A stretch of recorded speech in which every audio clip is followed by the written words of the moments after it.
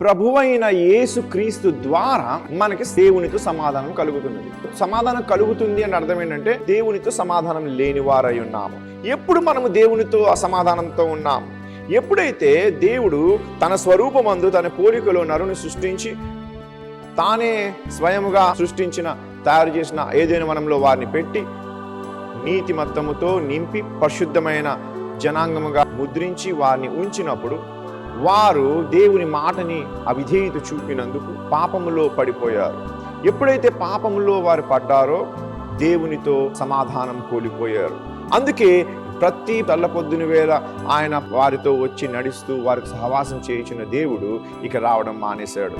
ఎందుకనగా వారికి ఈయనకి అనగా మానవులకి దైవత్వంకి ఒక గ్యాప్ ఏర్పరచబడినది. దాని వలన దేవునికి వారికి అసమాధానం కలిగింది. సో అనగా దేవుడు వారితో సంతోషంగా లేడు. ఆ స్థితిలో ఉన్న మానవులకి ప్రభు అయిన యేసుక్రీస్తు ద్వారా తిరిగి సమాధానము కలుగుతుంది. ఈ ప్రభు అయిన యేసుక్రీస్తు ద్వారా అని అర్థం ఏంటంటే, మనం యోహాను సువార్త చదివితే ఆ వాక్యము కృపాసత్య సంపన్నుడై ఉండెను.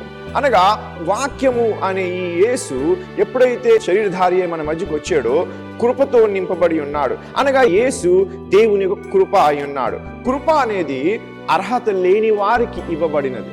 అనగా మనకి ఇష్టం లేదు, మనకి సమాధానం లేదు, వారు చేసిన పని మనకు నచ్చదు, అయినప్పటికీ కృప దేవుడు ఉచితముగా అనుగ్రహించాడు. సో కృపగా ఎప్పుడైతే ఆయన వచ్చాడో ఆ కృప బట్టి ఇప్పుడు మనకి సమాధానం కలుగుతున్నది. కృప లేని ఎడల దేవుని యొక్క సంరక్షణ నీకు ఉండదు. దేవునితో అసమాధానం ఉంటే దేవుడు నిన్ను ఎందుకు రక్షిస్తాడు? సో నీవు రక్షించబడాలంటే ఆయన కృప మధ్యన ఉండాలి. సో క్రీస్తు యేసు ద్వారా అసమాధానంలో ఉన్న దేవుడు మరియు మానవుల మధ్యన మనకి సమాధానం ఏర్పరచబడి ఉన్నది.